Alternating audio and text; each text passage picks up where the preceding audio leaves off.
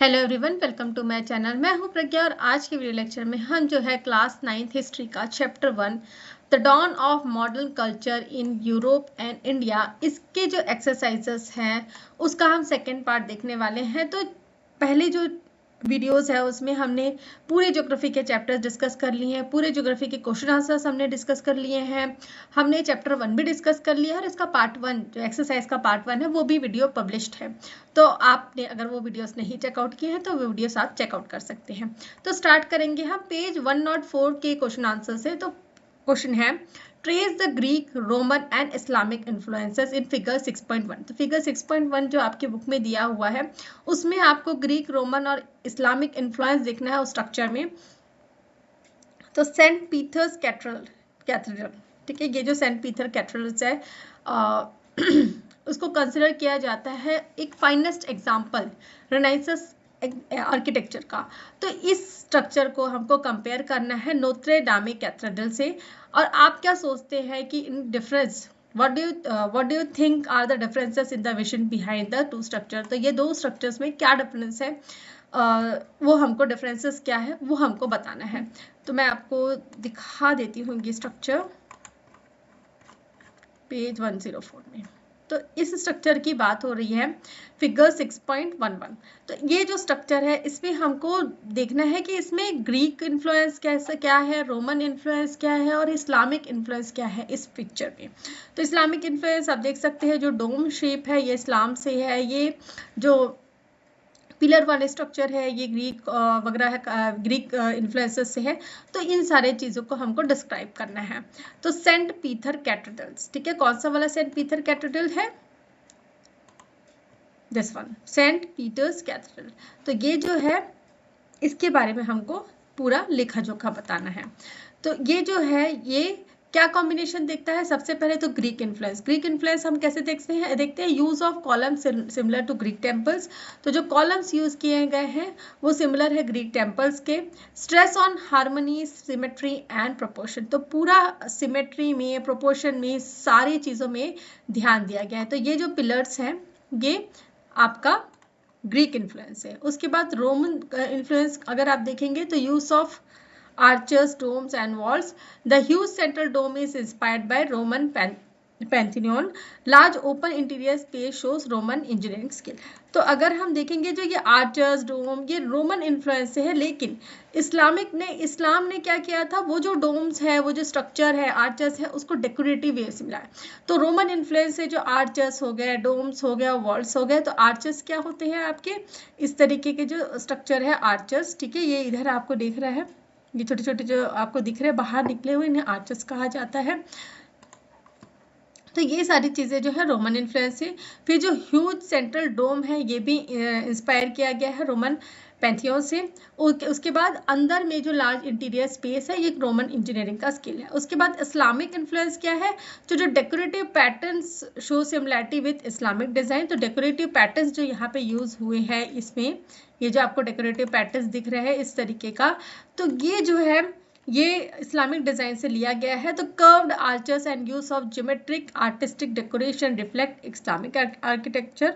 तो जो आर्चर्स है उसको कर्व्ड करके बनाया गया है और ज्योमेट्रिक और आर्टिस्टिक जो डेकोरेशन है वो इस्लामिक आर्किटेक्चर से लिया गया है।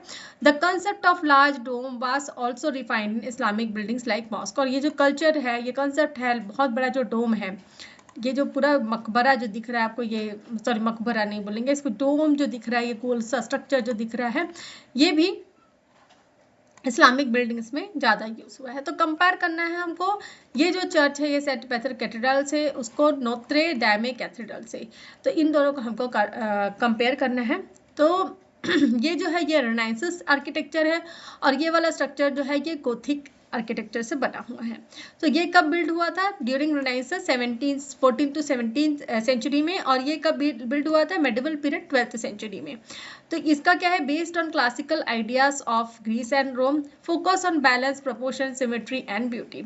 तो ये सारे इसके फीचर्स हैं। Interiors are bright, spacious and richly decorated. तो इंटीरियर का जो एरिया है वो क्या है, उसमें ब्राइट कलर्स यूज किया है। स्पेशियस मतलब वहाँ पे स्पेस ज़्यादा है, स्पेस मतलब जगह ज़्यादा है और अच्छे से डेकोरेट किया गया है। Represent the power and glory of the church and confidence of renaissance humanism. और ये क्या रिप्रेजेंट करता है, उस समय जो चर्च का पावर कितना होता था, उनकी चार्म कितनी होती थी, और कॉन्फिडेंस दिखाता है कि रिनाइंसेस के समय में ह्यूमनिज्म को कितना इंपॉर्टेंट दिया जा रहा था। उसके बाद एम्फासिस किस में किया है, इसमें ह्यूमन अचीवमेंट्स में, रैशनैलिटी और हार्मनी में। तो ह्यूमंस को फोकस किया गया है, उनके अचीवमेंट्स को बताया गया है। उसके बाद जो ये जो गोथिक आर्किटेक्चर पे बना हुआ जो नोत्रे डेमी है, इसमें क्या है, टॉल और वर्टिकल डिजाइन किया गया है, पॉइंटेड आर्चेस है, रिब्ड वॉल्स है और फ्लाइंग बट्रेसेस है। ठीक है, फ्लाइंग बट्रेसेस मतलब जो छोटे छोटे तितलियों के जैसे। उसके बाद डार्क इंटीरियर्स है, कलर लाइट है फ्रॉम स्टेन्ड ग्लास विंडोज। ठीक है, स्टेन ग्लास विंडो का इसमें यूज किया गया है। उसके बाद meant to inspire awe and spiritual fear of divine। ठीक है, इसमें चर्च को ज़्यादा फोकस किया गया है कि स्पिरिचुअल फियर होता है लोगों के मन में। उसके बाद एम्फासिस किया गया है मिस्ट्री, गॉड की मिस्ट्री के, और smallness of human before him. और यहाँ पे ये दर्शाया गया है कि ह्यूमंस हमेशा जो है गॉड के सामने छोटे ही होते हैं। सिंबलाइज किया गया है डीप और रिलीजियस डिविजन मिडिल एजेस को। ठीक है, मिडिल एजेस का जो रिच डिविजन है उस समय का, उसको बताया गया है। तो इसकी भी हमको पिक्चर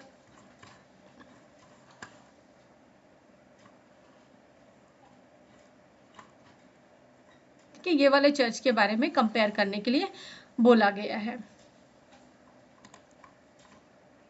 उसके बाद difference in the vision between two structures. अगर ये दो स्ट्रक्चर को हम बोलेंगे तो इसमें डिफरेंसेस क्या है, तो डिफरेंसेस क्या है, विजन की बात कर रहे हैं। तो विजन क्या है, ये पहले का बना हुआ चर्च है, तो ये फिट करता है ह्यूमन स्पिरिट को गॉड के तरफ, मतलब गॉड को ज़्यादा पावरफुल बता रहा है। आर्किटेक्चर जो है एक्सप्रेस करता है रिलीजियस डिविजन, स्पिरिचुअल ऑव और मिस्ट्री को। और वैसे ही अगर इस स्ट्रक्चर की हम बात करें तो इसका विजन क्या है, to celebrate both human and god capability. तो इसमें दोनों जो है ह्यूमन और गॉड को सुपीरियर बताए जाने की, मतलब दोनों इक्वल है ये बताने की, कैपेबल है ये बताने की कोशिश किया गया है। Source renaissance beauty in belief in beauty, proportion, science and human progress. और इसमें ये भी दर्शाया गया है कि जो रिनाइंसेस का समय था उसमें क्या है, ह्यूमन का जो प्रोग्रेस है, साइंस है, ये सारी चीज़ों को बताया गया है। उसके बाद क्या रिप्रेजेंट करता है, strength and authority of church in more confident and magnificent way. उसके बाद है पेज 108 का question, do you think artist and painter should always paint realistic portraits, give reason for your answer. तो क्या आपको लगता है कि जो आर्टिस्ट है और जो पेंटर्स है उनको सिर्फ और सिर्फ रियलिस्टिक पोर्ट्रेट्स ही बनाना, रियलिस्टिक पोर्ट्रेट मतलब जो उनको दिख रहा है उसी चीज़ को बनाना चाहिए क्या? क्या आज के समय में ऐसा है?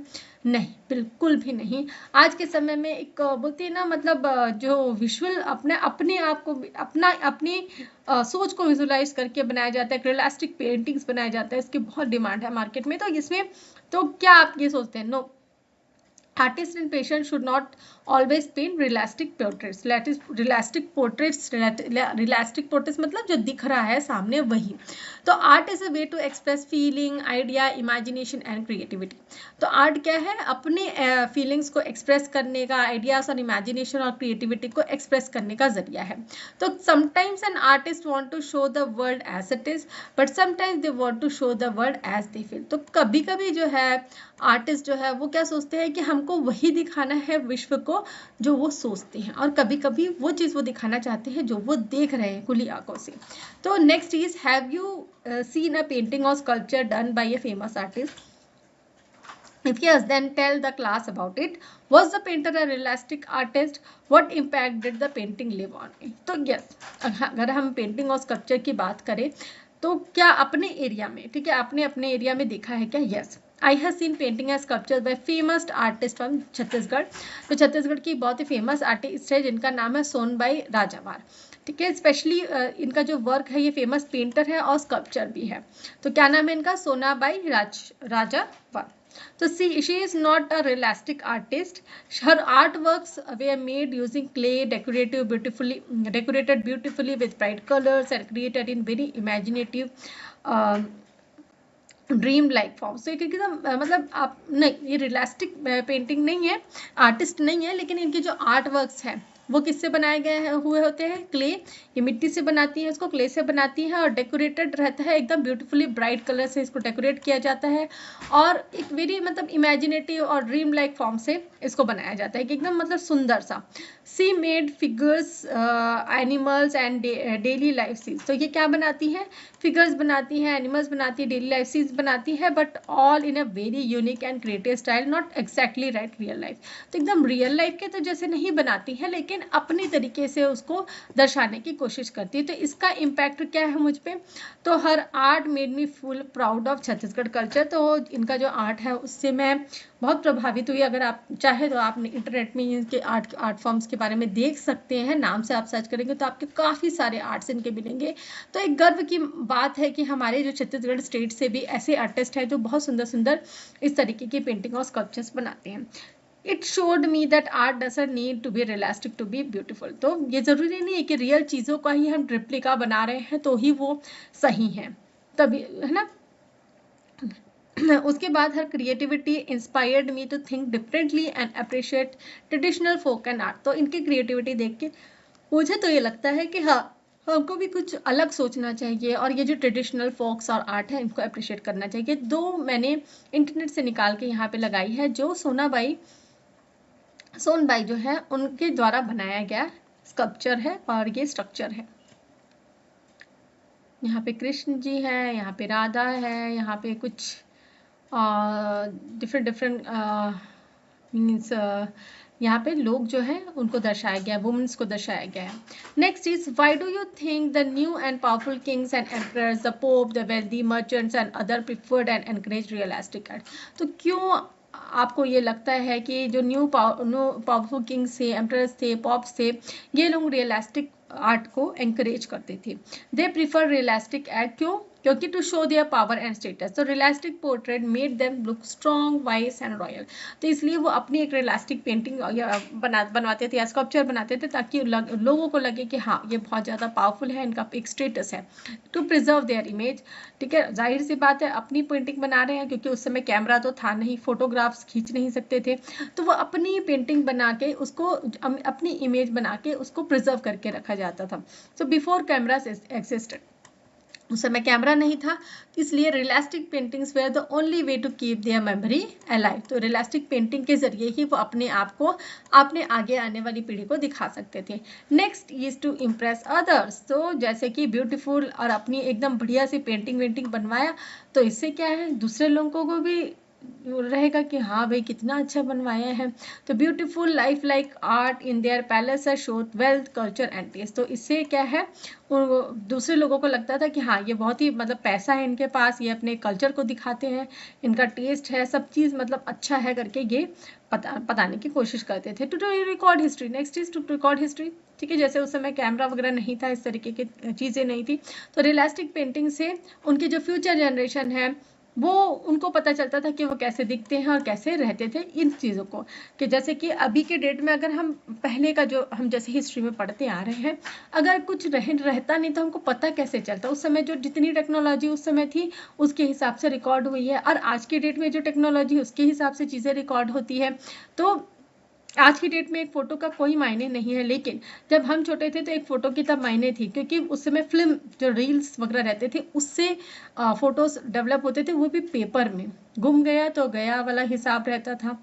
तो वैसे ही उस समय की जब बात है तो पेंटिंग्स उनके लिए बहुत ही मायने रखते थे। इसलिए नेक्स्ट इज पेज 111 के क्वेश्चन आंसर्स हैं। The earth revolves around the sun, what are the problems a layman would face in believing this to be true.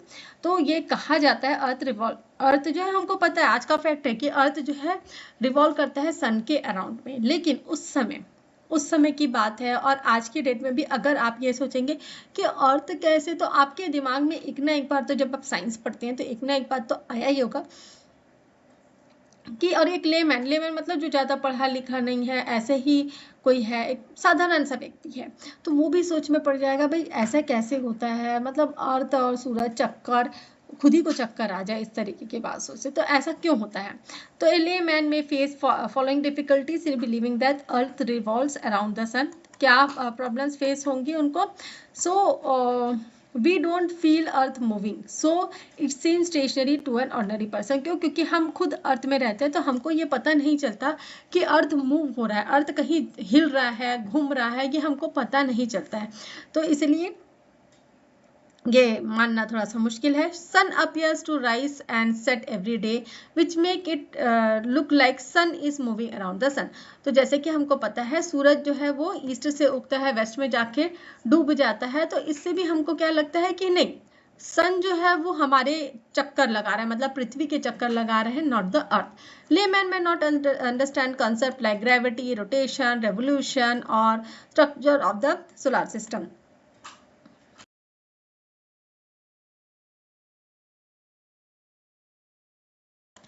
तो जो एक कॉमन मैन है उसको बहुत सारी चीज़ें पता नहीं होती, जैसे कि ग्रेविटी जो गुरु आकर्षण बोलते हैं वो हो गया, रोटेशन, रेवोल्यूशन, ये सोलर सिस्टम, इनके बारे में पता नहीं चलता तो वो इन कंसेप्ट को नहीं समझ सकता। People usually believe what they सी।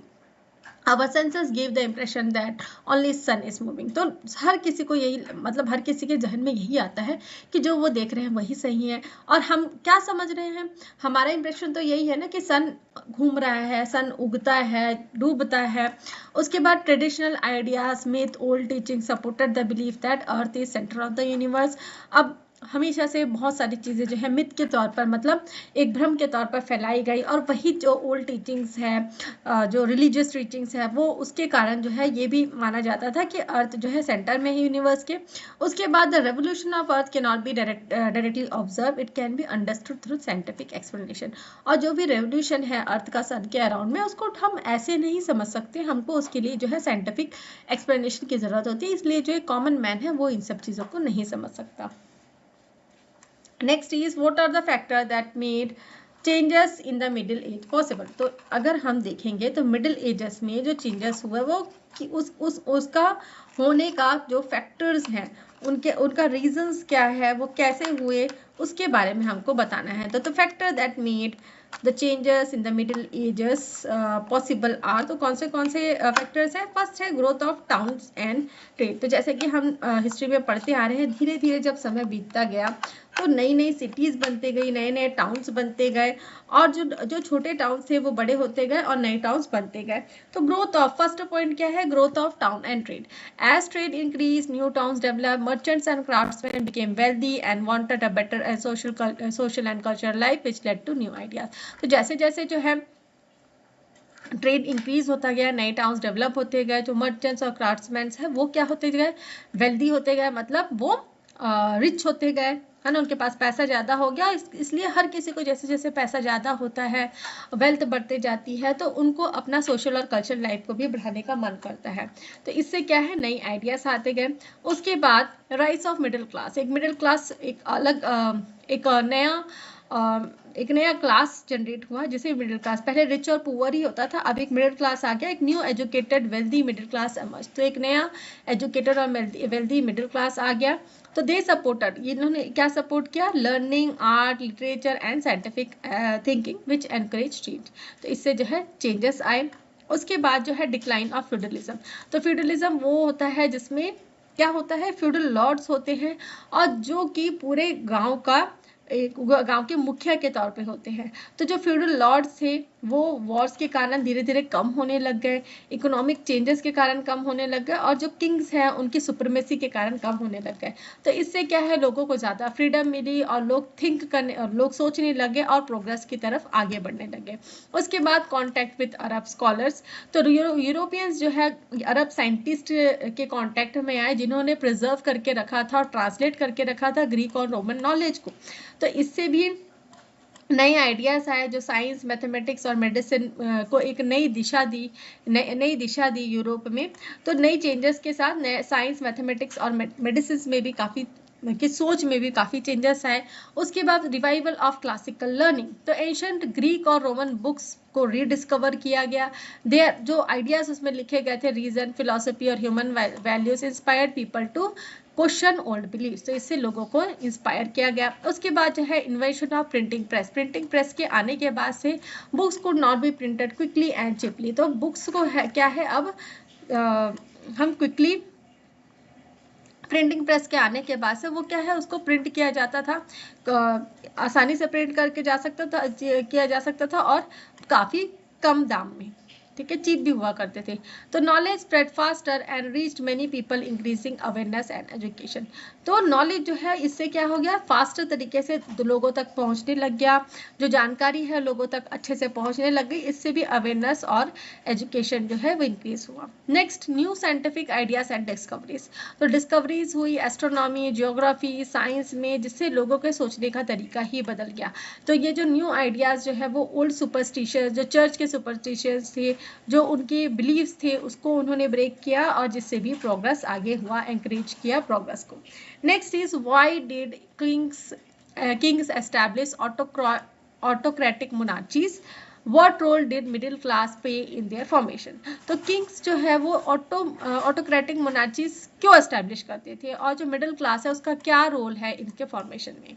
तो king establish autocratic monarchies because they wanted full control, so they weakened the local chiefs and nobles। तो इसलिए वो autocratic monarchies को establish करके रखे रहते थे। autocratic monarchies मतलब जहाँ पे सिर्फ और सिर्फ एक किंग का ही पूरा बोलबाला रहता है, किंग ही सुप्रीम रहता है, इसे ऑटोक्रेटिक मोनार्ची कहा जाता है। इसके लिए क्यों क्या करते थे, ताकि उनका पूरा फुल कंट्रोल रहे और राज्य में, और जो लोकल चीफ्स एंड नोबल्स को वो हमेशा उनके अंदर रहे, दबके रहे। किंग्स क्या बिलीव करते थे, दे हैड डिवाइन राइट। तो उनके पास भगवान ने पावर दिया है कि उनको रूल करना है, रूल एंड एब्सोल्यूट कंट्रोल, ठीक है, उनको ही रूल करना है और पूरा एब्सोल्यूट उनको कंट्रोल रख के रखना है। उसके बाद role of middle class. Middle class का क्या रोल है मिडिल क्लास का। तो support to kings. First point क्या है, सब किंग्स को सपोर्ट करना, support to kings. The middle class जैसे मर्चेंट्स, ट्रेडर्स, बैंकर्स, ये सपोर्ट क्या करते थे किंग, क्योंकि they want peace for business. उसके बाद फाइनेंशियल हेल्प क्या करते थे वो, तो ये लोग टैक्सेस पे करते थे, लोन्स देते थे, स्ट्रेंथनिंग किंग्स ट्रेजरी। उसके बाद एडमिनिस्ट्रेटिव हेल्प क्या करते थे, तो जो एडुकेटेड मिडिल क्लास है वो गवर्नमेंट जॉब्स लिया करते थे और किंग्स को जो मैनेज, उनका स्टेट जो है वो मैनेज करने में इजी हेल्प किया करते थे। तो वो इस तरीके से जो मिडिल क्लास है वो किंग्स को हेल्प किया करते थे।